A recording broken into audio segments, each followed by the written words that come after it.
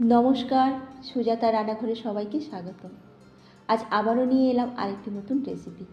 আজ আমি আপনাদের করে দেখাবো লাউ ডাঁটা ঝিঙে আলুর পোস্ত। আর এটা কিন্তু গরমের জন্য খুবই উপযোগী। তো চলুন, আর আজকের রেসিপিটি দেখার আগে অবশ্যই আমার চ্যানেলটিকে সাবস্ক্রাইব করবেন ও লাইক কমেন্ট শেয়ার করবেন। তো শুরু করা যাক। তো এর জন্য আমি প্রথমেই নিয়ে নেব লাউ ডাঁটা। লাউ ডাঁটাকে আমি কেটে নিয়েছি, আর নিয়েছি ঝিঙে, আর নিয়েছি আলুটাকে আমি সেদ্ধ করে নিয়েছি। আমি এখানে কিছুটা পোস্ত জলের মধ্যে ভিজিয়ে রেখে দিয়েছিলাম, তারপর ওটা বেটে নেব। এবার একটা কড়ার মধ্যেই দিয়ে দেবো পরিমাণ মতো তেল, তার মধ্যেই দিয়ে দেবো দুটো শুকনো লঙ্কা ও কালো জিরে। আর এই কালো জিরেটা দিয়ে একটুখানি ভাজা হয়ে গেলেই তারপরে ওর মধ্যেই দিয়ে দেবো একটা টমেটোকে আমি 4 ফালি করে কেটে নিয়েছিলাম, সেটা ওর মধ্যেই দিয়ে দেবো। দিয়ে টমেটোটা একটু ভাজা ভাজা হবে, তারপরেই ওর মধ্যে দিয়ে দেবো বেটে রেখেছিলাম যে পোস্ত, সেই পোস্তটাই ওর মধ্যেই দিয়ে দেবো। পোস্তটা দিয়ে একটু নাড়াচাড়া করে নেব, আর পোস্তটাকে কিন্তু একটু ভেজেই নেব। খানিকক্ষণ একটু নাড়াচাড়া করে একটু ভাজা ভাজা হবে।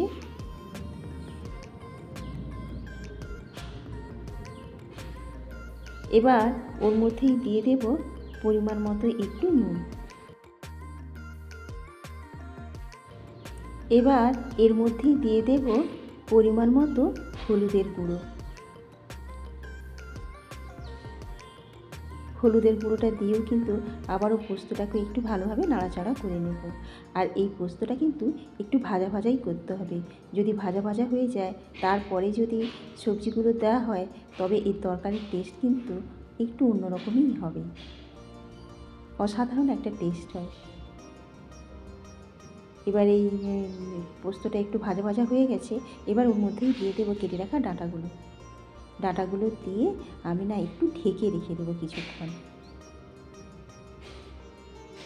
তারপরে ঢাকনাটা খুলে এবার একটু জল একটু ওর বেরিয়ে গেছে ডাঁটার, এবার নাড়াচাড়া করবো কিছুক্ষণ ধরে।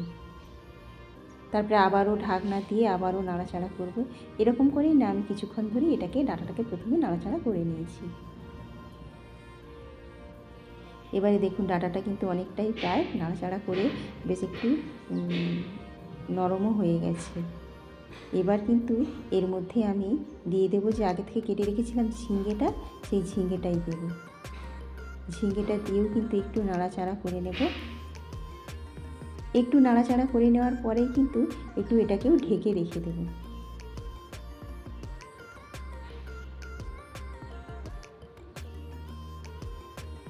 একটু ঢেকে রেখে দেবো।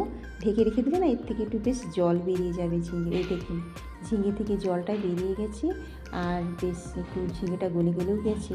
এবার ওতে দিয়ে দেবো সেদ্ধ করে রাখা আলু। তবে আমি এখানে সেদ্ধ আলু দিয়েছি, আপনারা যদি কেউ চান ভাজা আলুও দিতে পারেন। তো আলুটা দিয়েও আবারও খানিকক্ষণ ধরে একটু নাড়াচাড়া করে নেব। নাড়াচাড়া করে এবার ওটাকেও আর একটু কিছুক্ষণ ধরে একটু ঢেকেও রেখে দেব। তারপরে ওর মধ্যেই দিয়ে দেব পরিমাণ মতো একটু চিনি, আর কাঁচা লঙ্কাটা আগে দিয়ে দিয়েছি। আবার একটু নাড়াচাড়া করে নেব। তারপরেই কিন্তু ওর মধ্যেই দিয়ে দেব ওই যে পোস্ত বেটে রেখেছিলাম যে জলটা, সেই পোস্ত বাটার জলটাই দেব। আমি এখানে নিয়েছি 1.5 বাটি পরিমাণ জল। জলটা দিয়ে একটু নাড়াচাড়া করে নেব, তারপরে কিছুক্ষণ ঢেকে রেখে দেব। তারপরে দেখুন ঝোলটা বেশ ফুটতে শুরু করে দিয়েছে, আর এখানে কিন্তু একটু ঝোল ঝোল মতোই আমি রাখবো, তবে এটা খেতে ভালো লাগবে। যেহেতু ডাঁটা, তো সেই কারণে আমি একটু ঝোল রাখবো। রান্নাটা আমার প্রায় হয়ে এসেছে। এবার আমি গ্যাসটাকে অফ করে দেব, আর আমি এটা প্লেটে তুলে নেব। দেখুন এই ডাঁটা ঝিঙে আলুর পোস্তটা কেমন হয়েছে। আপনারা কিন্তু বন্ধুরা একবার হলেও বাড়িতে ট্রাই করবেন। এরকম ঝিঙে ডাঁটা আলুর পোস্ত খেতে কি ভালো লাগে।